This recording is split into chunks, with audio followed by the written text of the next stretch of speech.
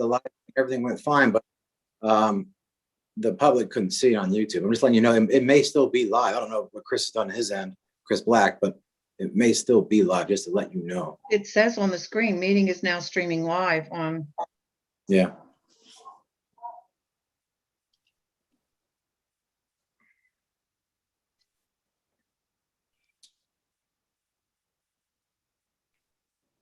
I just pulled YouTube up, but it says waiting for Williamsport City Council. So it's not live on YouTube, at least. Gotcha. Yeah. 3 waiting. So where else could it be? There we go. We are live now, folks.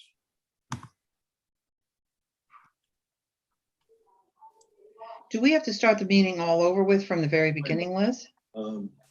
The public couldn't see it on YouTube. I'm just letting you know it may still be live. I don't know if Chris has done his end, Chris Black, but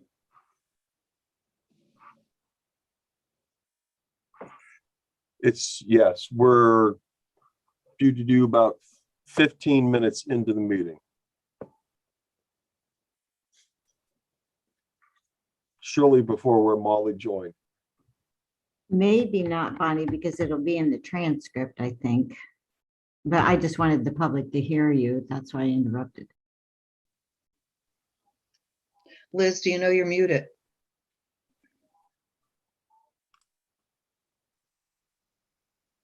I know that I'm muted, Bonnie. I did that because somebody just showed up here to talk to me. Oh, And okay. since we were on hiatus, have we gotten the issue resolved? Chris says we do. Okay, we're Yes, back we live. do. I'm actually watching it right now.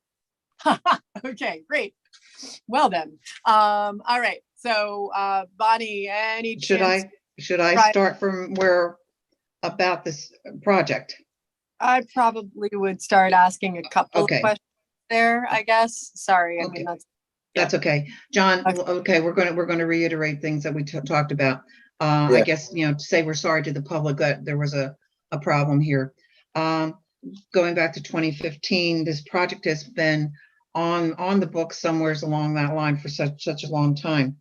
This Mhm. was at one point due to be scheduled to do a two-way street, but obviously due to the cost factor, we can no longer do a two-way between 3rd and 4th Street on Pine. One of the things that I asked was finance from the Water Authority, because a lot of the business on between 3rd and 4th Street get a lot of water in their basements when it rains. And you said that you are in the conversation with Mike Miller over what's going to happen there. Mhm. The other thing that we discussed was, for me, the parking. We were told in the very beginning, that they were going to, when it was going to be two-way, that they were going to also put more parking in to go horizontal instead of vertical, and which would give more parking spaces, especially for some of the restaurants that are down there from between 3rd and 4th. That would be nice, but you're still working on plans for that. Right. I think I covered a majority of what we talked about. Yeah, and generally we were, we had previously received an ARC grant, which is a federal grant. Due to the scope change and the downsizing effectively of the project, we went after another grant with Delta Development, which is a state MTF grant for the same project. Did Which we require- lose the ARC grant, or was it because the project itself was changed? We didn't lose it, we had it, but however, we were informed by CEDACOG and ARC that because of the significant scope of the project changed, the grant was not allowed to proceed forward. So at that point, I got Delta on board, and Teresa came up with a good idea to go after the state grant, and we actually already submitted for it. We pulled it together in, I don't know, a week tops. And this is actually this would be a after the fact resolution, because just the way the timing was when the grant was due and when the council meetings lined up. So It's a shame. It is a shame that we're still going to keep this one way. But as you stated, PennDOT is the one who really made the decision, because it wasn't cost effective to change it to two-way because of everything that was involved. Plus, the other thing, I think it would have been also more difficult for the buses. I really do. The bus traffic there. So I think that's all the questions I think we discussed, Liz. All right, good job, Bonnie. Way to revisit that conversation. Adam, have any points that you wanted to make? I was just curious about what's left in liquid fuels, and I guess just what's coming down the pike then after this goes through and what have you. But let's just stop it, because this is just an opportunity for a grant. You know, we may or may not get it. I don't know. Yeah, no, I understand. Maybe- I understand. But yeah, to answer your question, I was told there a few weeks back there was roughly $1 million in the liquid fuels account. So Okay. I was pushed to go ahead and present this. So It would be nice. John, to follow up on that, Sure. the $1 million is that prior year liquid fuels funds? I do not know if someone is on either with finance or Adam Winder himself could answer that question, because I can't answer that. I'm not in finance. I don't know. Okay. Yes, we have about $1 million left in carryover for liquid fuels. Liquid fuels is broken out in multiple categories per the state. You know, you have your larger equipment that you're allowed to purchase. There's a certain amount of money in there. There's a certain amount of money in projects. There's really a pretty broad amount of things that you could use it for, as long as it's related to the street itself. The other part I wanted to touch on was the traffic signals. There's a Green Light Go grant that's opening up, and I believe we're going to ask Delta Development to assist with applying for that grant, because in years past, we've been very successful with getting that, and the traffic signals need updated in those areas as well. So yes, plus our allocation for 2022 for liquid fuels will be right around $900,000 that we'll receive as well. So beginning of the year, we'll sit on about 1.9 million in liquid fuels. Okay. But we've promised a good chunk of that 900,000, I'm assuming, for projects within the 2022 budget year. Yes, yeah. We're not going to use it all, because we always try to carry some over, but that does cover our salt and cinders, asphalt repairs. Currently, it covers catch basin repairs, which we're meeting with the Water Authority on Thursday to see where we are with transitioning that over to them. It will cover, like we do debt service for streetlights, using some of that money, electric bills for streetlights. Scott and I are actually going to work on that budget this afternoon on what it looks like for next year. Got it. And then just a follow-up question for John.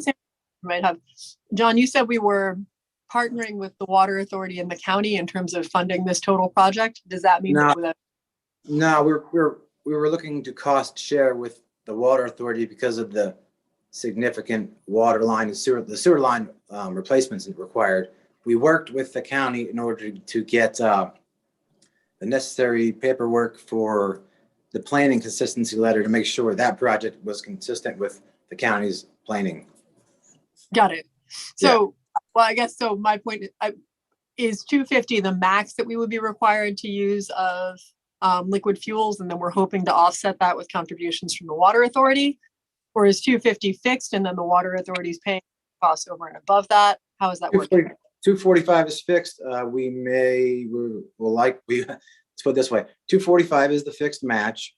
It'll be an internal discussion with the Water Authority as far as how much they want to, how much of that we can share, and then I assume we'll be bringing that MOU to you guys if we get the grant. Got it. But so so our contribution, that 245, is a fixed amount, but what the Water Authority would be contributing would be part of that 245. Correct. So our maximum potential exposure here is 245, and likely we're significantly under that thanks to the Water Authority jumping in to share some of the cost of the improvements. I think Adam had something he wanted to. Is that you, Adam? Yeah, the only thing I want to say is if we were to pay the 245 up front and get a reimbursement from the Water Authority of that 245, that is required to go back to the liquid fuels account. Got it. Yeah, no, I'm not suggesting that we're somehow. No, I know. I just want to make sure everybody is aware of that. I mean, it'd be nifty if we could launder money like that to put in the general fund. But no, I just meant, I mean, there are multiple uses we can put that liquid fuels prior year money to. It would be great if we weren't spending $250,000 out of that million just on this project. So to the extent that the Water Authority can help us make the match a reality. But John, when will we hear about this grant? It was this, hold on a sec. It was summer this year, excuse me, next year. Bear with me 1 moment and I can answer that with certainty. It was July of 2022. That doesn't look right at all, does it? Okay. Yeah, hold on a sec. Hold on. This must be that the year's wrong. It's got to be July of 2023. No, sorry, my bad. There. See, these are glasses. I should put these on. That helps. It is, in fact, July 20. On my computer personally. July 2022. July 2022. Correct. Got it. So we've got between now and then to outline any plans with the Water Authority, I guess. Okay. And I'll get another name in the meantime. Right. Go ahead. I think that's for my questions. Did anybody else on finance have any follow-up questions there? No. No, All right, then I would take a motion. I make a motion, we pass forward. this on to the full body of council with a positive recommendation. Second. All in favor? Aye. Aye. Okay, great. Thanks, John. We Thank you. appreciate you doing this whole thing twice. See you guys. All right, see ya. Moving on to item number 3 on the agenda, a resolution authorizing agreement between RVT and Center Communications Incorporated. Adam Winder, this one's denoted as you and the next one's denoted as Mr. Livermore. Correct, because it's, so currently River Valley Transit and Public Works Department, our two-way radio system is housed on towers over on Skyline Drive, runs along the power lines at the very top of the mountain. Currently, we're paying $565 a month per entity for having our equipment on the towers they're currently on. We were looking into the possibility of relocating, what the future holds with those towers due to the gentleman that currently owns them is having the possibility of selling them. Also, I can't find where we've ever had any long-term agreement in place for the use of those towers. So we started investigating who has towers over there, what kind of service we would receive from the individuals who have towers over there, what the cost would be to be on a different tower versus the one we currently are. And we got in connection with Center Communications Incorporated, which has a much newer tower site over there than the one we're currently on. We did do a test run with our radio system for River Valley Transit, found that we actually receive better coverage area with the extent of area that we cover from Jersey Shore, Lock Haven area down to Lycoming Mall, the Tri-Town area, Muncie, Hughesville, the area of the airport in Montoursville. We always lost service there. During this trial period, we found that we actually have service there. So we've done nothing but gain service. So I asked for a formal proposal of what the cost would be to house our equipment for each department on those towers, or on his tower, I'm sorry. And he came back at $240 per month. He's willing to give us a 3-year agreement, which would set us not to exceed $8,640 for the 3-year agreement. So we're saving money and getting better coverage and creating a relationship with a company that has been long established and intends to be around for quite a long time and assist with our radio issues.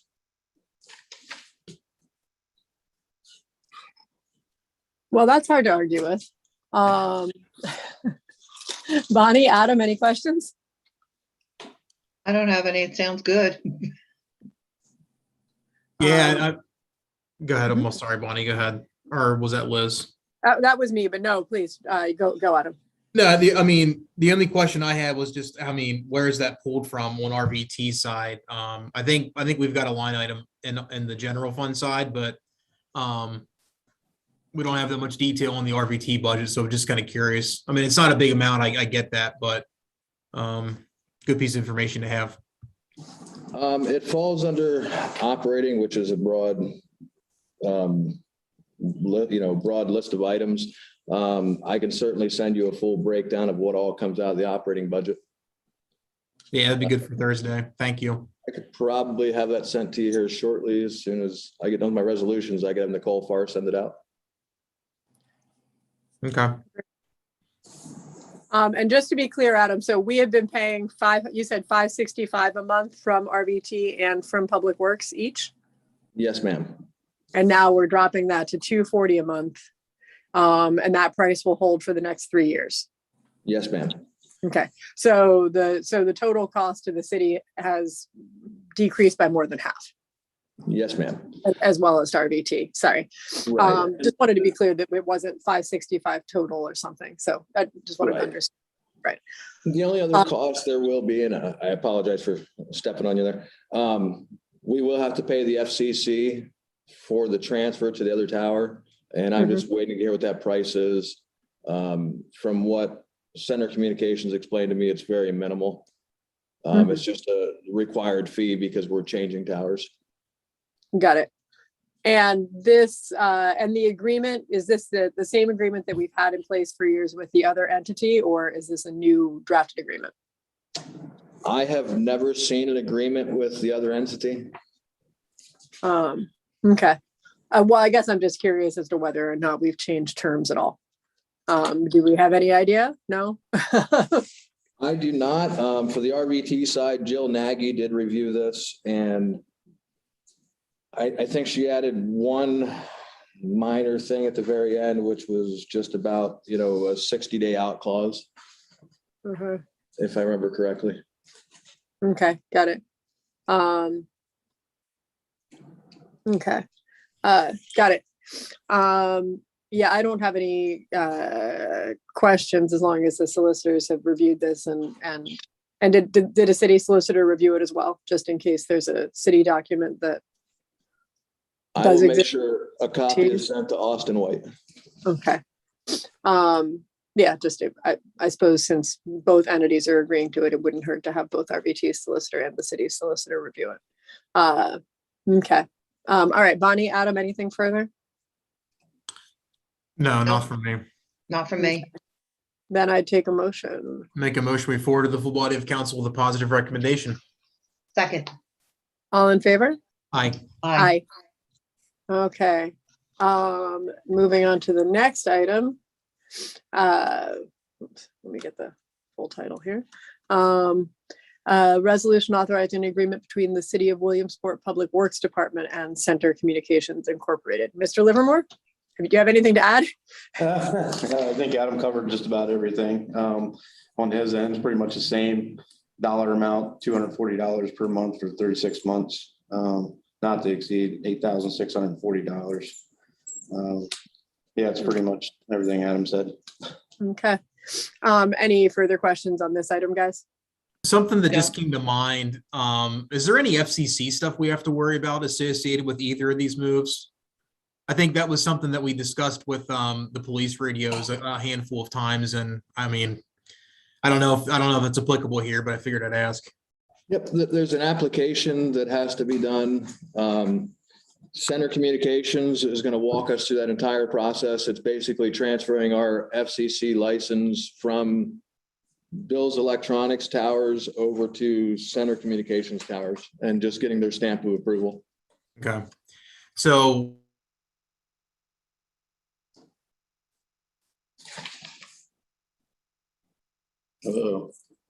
I think Adam's froze. Yep, Okay, so we lost Adam. we lost Adam.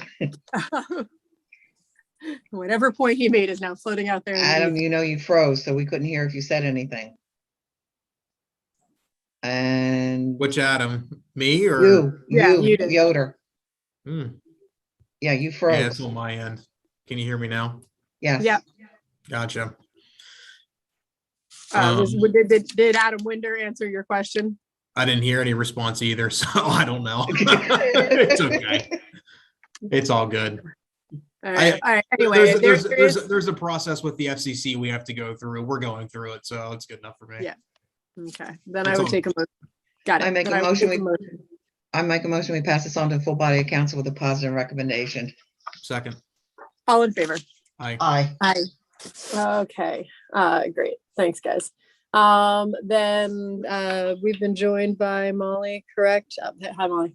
All right, then moving on to item number 5, a resolution authorizing the execution of a contract agreement between the city of Williamsport and city employee local 2674 Ashme District, council number AFL-CIO Streets and Parks.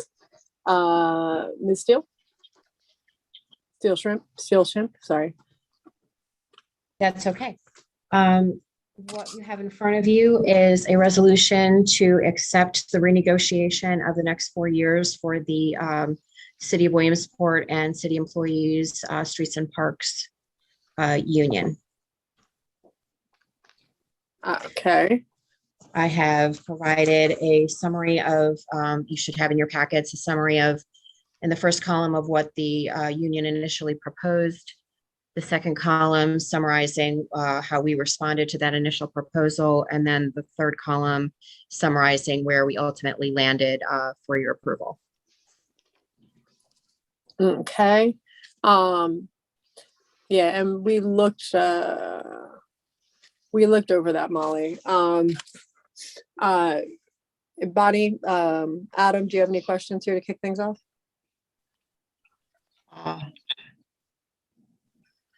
I have pages marked, but I can't find my notes right. Second, hold on. Adam, do you want to go first? I think I'm freezing up again. It's a little chilly out there. The Wi-Fi is chilly too. All right. So the two big things that stuck with me with the city employees one, number one, so it looks like we are adding post-employment health coverage for anyone that is pension eligible. The way that I read the summary, it looks like that was a new addition. Is that correct? Do you know which article that was, Adam? Let me look here. I was working off of the summary. Was it the last one? We did add post-employment life insurance. 23.02. Life insurance for, bear with me. Life insurance. Yeah. Yes, yeah, life insurance for for retirees. Okay.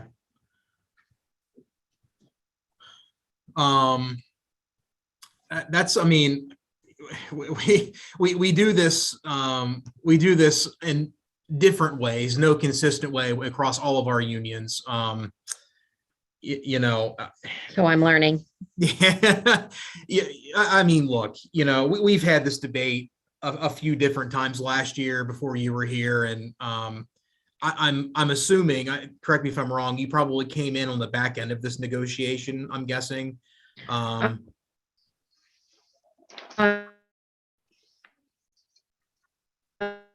Right at the beginning, you know, I'm up for any suggestions or recommendations based on past history.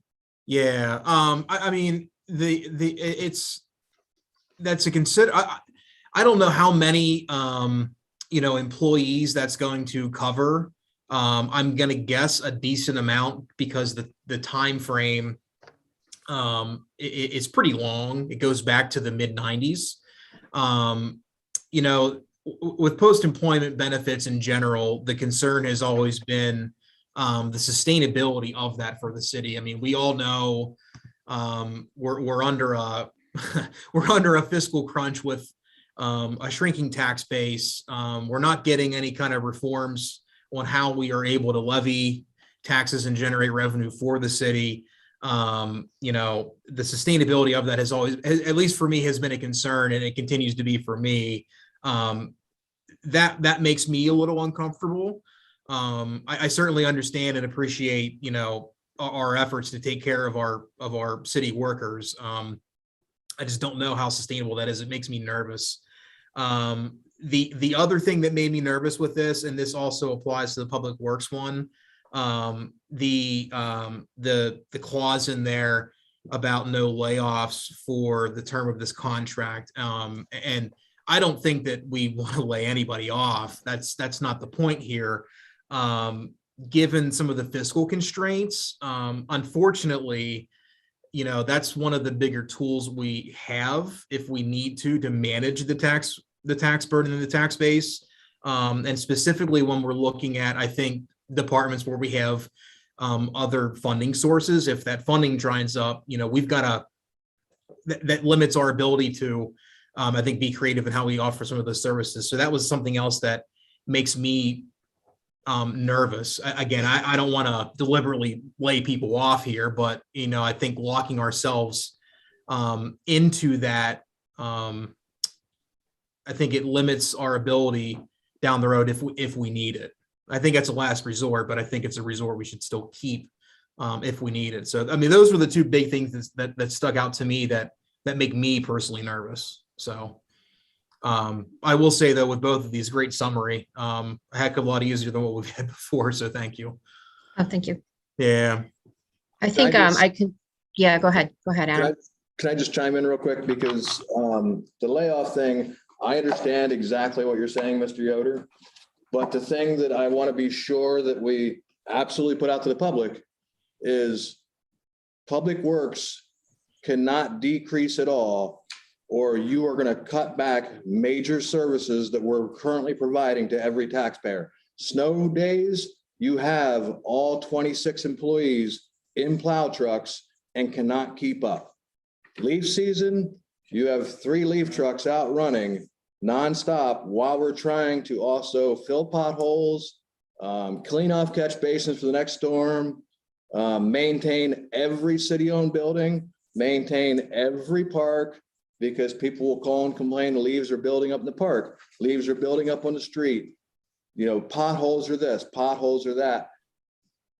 You, at this point, if you cut one individual, you're cutting service to the taxpayers, whether it's plowing their alley, which we get called for all the time, and we're the only municipality that does it, or plowing their street, making sure their leaves are picked up, making sure the brush is picked up in the summer, being ready for a high rain event where, you know, you have people trying to deal with street flooding at the same time as Graffius Run coming up. A tree comes down at that time. I mean, Mr. Livermore, his very first call out was a tree down, Graffius Run coming up, and a stop sign all hit at the same time.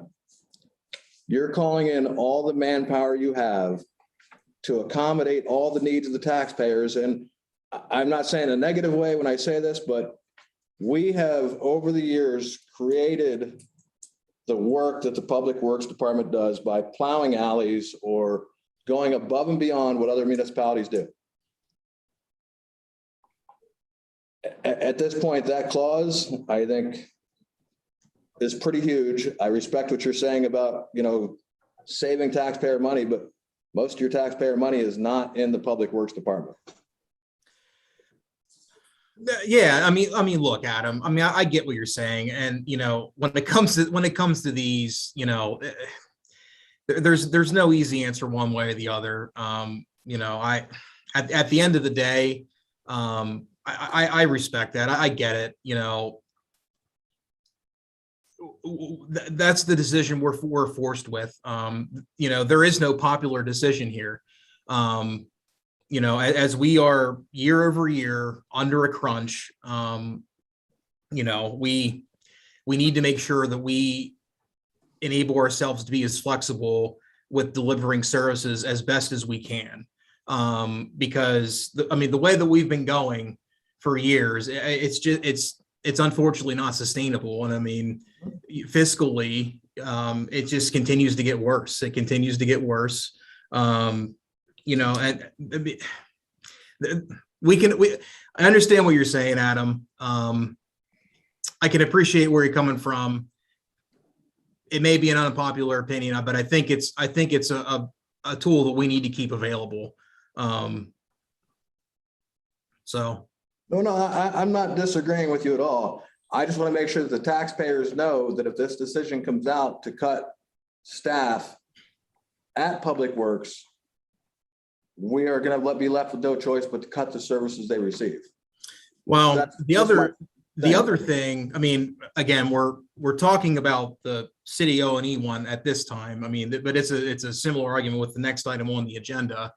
Correct me if I'm wrong, Adam, but if I understand the contract correctly, I think we're limited in being able to contract out some of those services as an alternate option if it's more fiscally responsible. Is that correct? Or am I misinterpreting that? That is correct. You cannot take So- union work away from a union. So Adam, you are absolutely correct by the way the contract's written today, if we would have to cut people, we would limit service. But at the same token, with the current contract, we are also limited in how we can provide those services, which is an additional tool. I'm not saying that we should look at it, but if it's a good tool, if we would need to look at doing that to maximize our tax revenue and maximize our tax burden on the taxpayer. So, I mean, you're right, but there's also other underlyings that also inhibit our ability to provide service as well. I mean, I get what you're saying. You know, there's multiple aspects to this argument. It's not cut and dry of, you know, if we cut people, we'll lose service. We will, but that's not just because we're cutting people. It's also because we are limited in how we're able to provide service because of prior contracts in this contract. So the taxpayers are clear. It's not just that.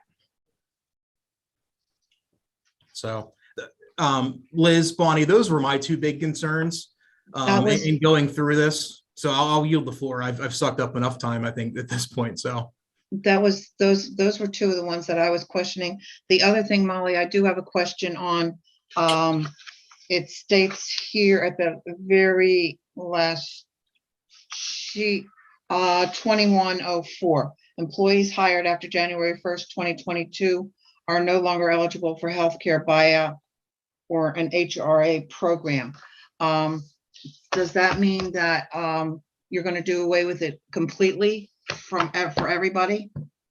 No, just those hired on or after that date. And my understanding is that that is consistent across all of the union contracts. They've been phasing those changes in for the new hires not to receive the health insurance buyout, and also to start paying into the health insurance in the last several years.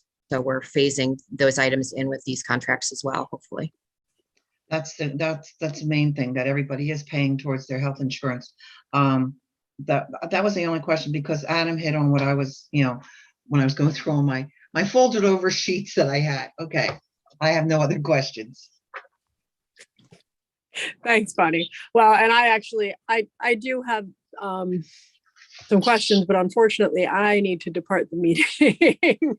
So, because I have an obligation, a doctor's appointment that couldn't be moved. So Molly, I will probably have to address some of my questions about these items in front of the full body of council. I think my primary request moving forward about this and related items is, because these are negotiated items with the union, at this point, when council is brought a finished contract, I don't know that we should necessarily be part. We don't want to be part of the negotiating team. We don't.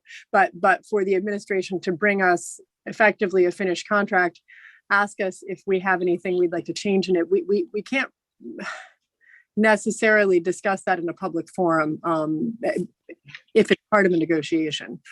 So I think I have maybe some objections to process in this case. I think I would have preferred that council was involved in the discussion perhaps slightly earlier, and so that our feedback could be incorporated into the negotiation process. At this point, that will be difficult to make happen, and any comments made in a public forum, I don't think can really be incorporated into the negotiation process, period. So it becomes basically after the fact, we're making suggestions, but those suggestions, of course, become for 4 years down the road when this contract expires, and the likelihood of anybody remembering those suggestions 4 years from now is slim. So I think I'll utilize the little bit of time I have left here in the finance meeting to just say that I personally, as we move forward and we look at negotiating contracts, I would prefer an earlier heads up that those negotiations were happening. I appreciate that the administration is timely on these contracts. That is to say that these contracts will begin in January, and we are taking care of them now, so that we don't have a union operating without a contract, which was an issue last year. So I appreciate that part of it. I appreciate us working on it timely. I would prefer for council to be kept abreast of developments within the confines of executive session prior to being presented with effectively a finished contract, because that the opportunity for input, like Mr. Yoder's, is at this point sort of a moot point, and yeah, it all feels a little after the fact to me. Okay, yeah, no, I apologize. Mrs. Frank had shared that concern, and I'm learning as I go. So definitely the next round we'll give you a little bit more of a heads up. Yeah, I think that'd be good. And that said, I agree with Adam that the documentation that we've received summarizing the administration's position, the union's position, the agreed upon, that is exceptionally helpful.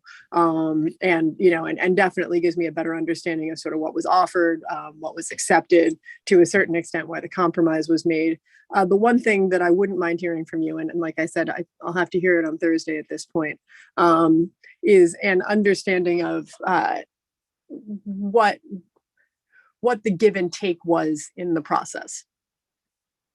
Do you understand me?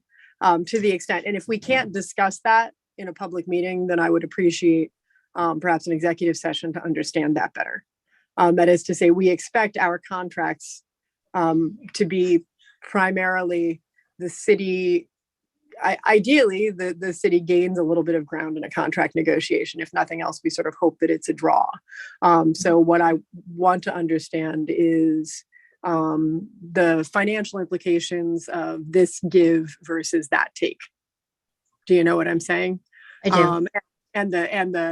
The budget implications of the give and take, but then also the manageability of the department implications of the give and take. That is to say, to Adam's point, we're agreeing for the next 4 years to maintain staffing in the department at X. That has a certain budgetary implication for the city. Did we gain some ground elsewhere to make that a pill that we can swallow, right?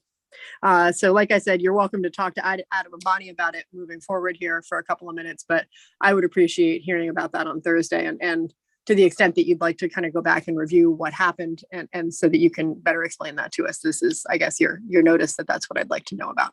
Okay. But I want to thank you all for a good meeting so far that got off to a bit of a rocky technological start.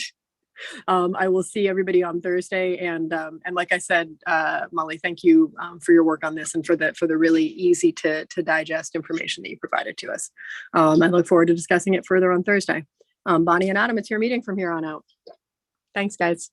Thanks, Liz. Good luck today. Thank you, Liz. Thank you. Bye-bye.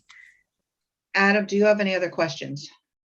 No, I don't. Those were the big two observations and items of concern that I had going through this. So I don't know if you do, Bonnie. No, we were hitting the same points, Okay. but as Liz said, it could be a moot point, but I'll take a motion. Yeah, I was gonna say, I mean, do you want a motion? You want to send both of these forward to council? And we can save Molly a little bit of long life and save that for Thursday. I think so. Okay. You okay with that, Molly? Sure.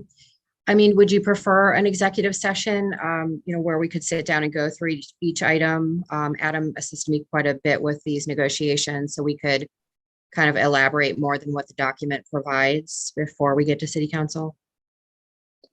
Maybe it would talk to Randy. Maybe we can do this prior to council meeting.